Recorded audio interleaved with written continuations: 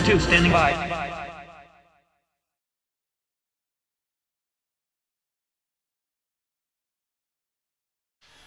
As most of you know, because I have told you repeatedly, a few weeks ago I attended Scale Model World 2012 in Telford in England, which is next to Wales. That's Wales, not Wales. This is our club stand, by the way. I am a member of the East Nook Model Club, and we were celebrating our 25th year in existence. I haven't been with them for 25 years, so we had this silver theme going. You can see my kit's at the bottom, the corner closest to us. You'll see the 109, I think the Spitfire, the Lavochkin and the Dauntless, and you might be able to make out the Thunderbolt up on the stand. Although one kit you may see is noticeable by its absence, and that would be the little Stuka, and the reason for that is it is through on the competition tables, sitting rather proudly next to a gold medal because it won its class. Yay! So it was almost a clean sweep for the year. I came second at the Scottish Nationals back in April, losing out to a Hustler. Although I did get a trophy at the Scottish Nationals for Best Luftwaffe subject, so it's a nice big wooden trophy, so it kind of balanced things out a bit. I then won the Dundee show, I then won the Glasgow show, beating that Hustler. And then Telford. So I think the little guy is due a well-earned retirement. I'll find something different for the competition year next year, maybe the Hellcat if it turns out good enough. But being 148th, that's a very hotly contended scale, so we'll see. But on that Sunday, on the second day, I had a bit of a cold, and as far as I'm concerned, one of the best things you could do when you have a cold is to drink lots of water. But if you drink lots of water, what goes in must inevitably come out, so I went off in search of a restroom, a lavatory, a loo, toilet, bog, whatever you want to call it. And the International Centre, as it's called, it's one of those big conference centres. So it's just hall after hall after hall after hall after hall after hall after hall. And I got lost. I ended up walking down this dark, dank, dripping, flickering light bulb type corridor. And then all of a sudden I hear this voice. "This is the stall you're looking for." How the hell do you know what I'm looking for? So anyway, I turned round and right enough there was this little stall with this strange little gentleman. And to be honest, when I first approached the stall and I saw the devices on the table, I kind of thought maybe he had the wrong kind of model show, if you know what I'm saying. But he soon put that to rest when he said, "And these are the cutting tools you're looking for." I mean, how the hell do you know I'm looking for a cutting tool? But as a keen modeler, I'm always eager to extend my range and collection of crap. So I gave him the benefit of the doubt, and I bought one. Here's the weird thing. I didn't have any money on me, right? So the guy says, "Well, you know, which one do you want? This one? Fine. Go and get your money, come back and pay me. And, you know, take it with you, try it out,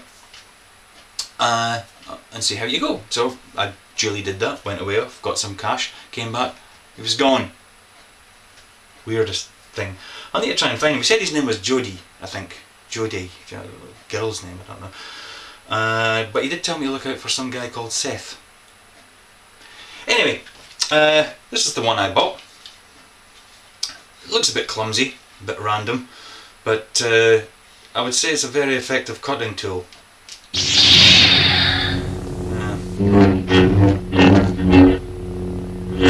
Careful with this one. I don't know, but I reckon it might melt the plastic.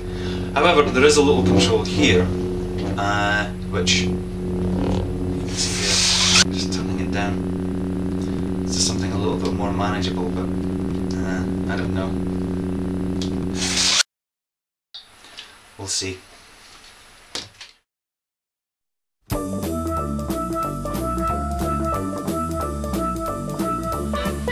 So, to the X-Wing, at last, I hear you say. Yeah, it was just that after that big 109 and all the fit issues from trying to get all that aftermarket to come together, I just wanted something that could be built out of the box, more or less, that would go together easily. Well, not so much easily, but well, just well engineered, something that was almost like a snap together kit.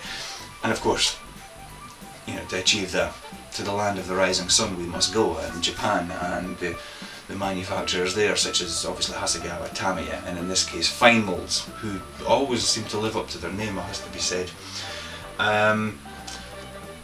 And you know what, it was an absolute joy. I mean, the main assemblies were built in about 4 hours.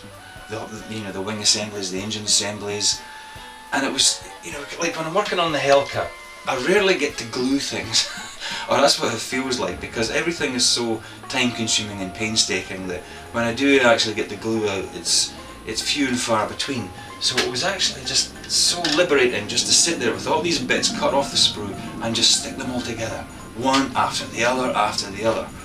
4 hours, I say, it was almost built. But one of the things when I bought the X-Wing, which was actually last year at Telford, the Scale Model World back in 2011, one of the things that prompted me to get it was I found another seller who does these little resin cockpits. He does 1/44th scale resin cockpits. I've actually bought one for a little Hellcat that I've got. Beautiful things they are, but just microscopic. But he did a 1/72nd resin cockpit for the reason I'm pointing up there, by the way, is my work in progress shelf is up there, and the X-Wing's up there.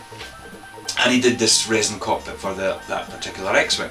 Although in saying that, I did actually have to do sort of a mishmash of kit parts with the resin part, because the top of the cockpit, the top of the instrument panel, or just the bit in front of the pilot, was flat in the resin version, whereas in the kit, in the kit and in the actual X-Wings, there's lots of little greeblies that go on the top there. So I've used the kit part there.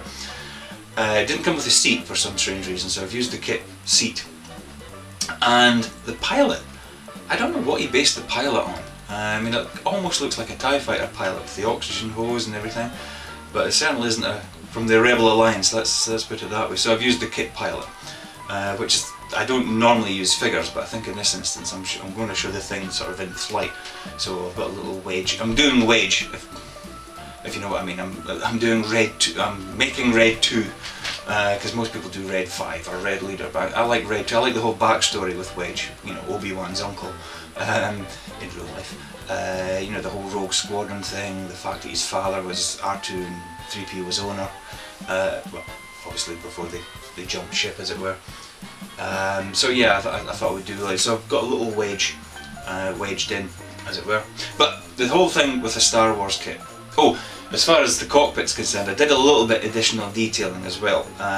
If you ever watch the films, which you probably do, there's a whole plethora of tubing and piping and cabling that goes on behind the pilot. It's probably just vacuum cleaner hoses. Well, actually, that reminds me.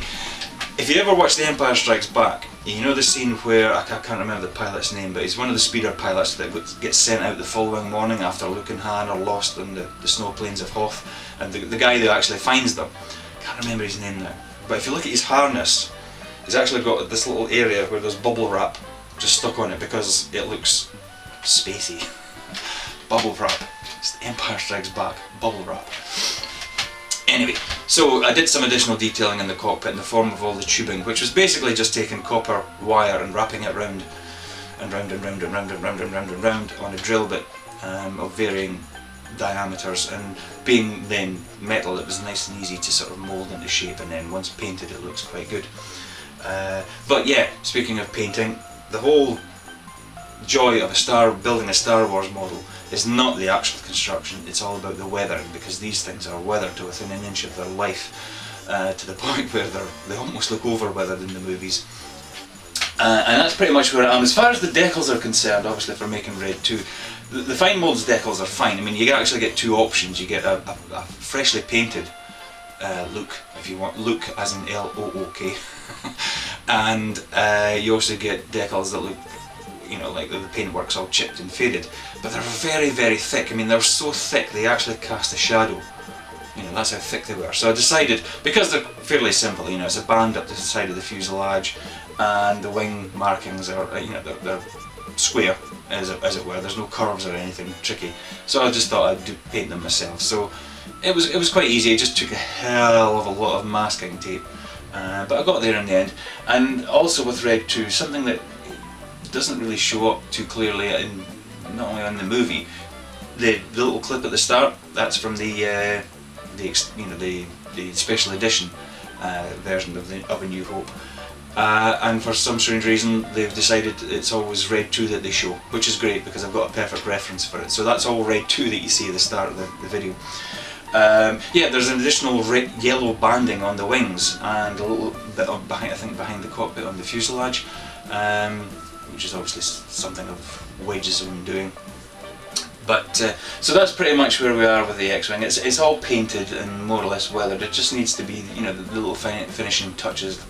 The canopy needs to be put on. I'm going to show the thing in flight rather than show it with the undercarriage down, and I've managed to find some pictures of Death Star surfaces, so I'll try and do something with it speeding across the Death Star surface, but that will be for part 2, which will be coming up soon-ish. Anyway, may the force be with you. Oh god, I'm going to get hung, drawn and quartered for that, I'm going to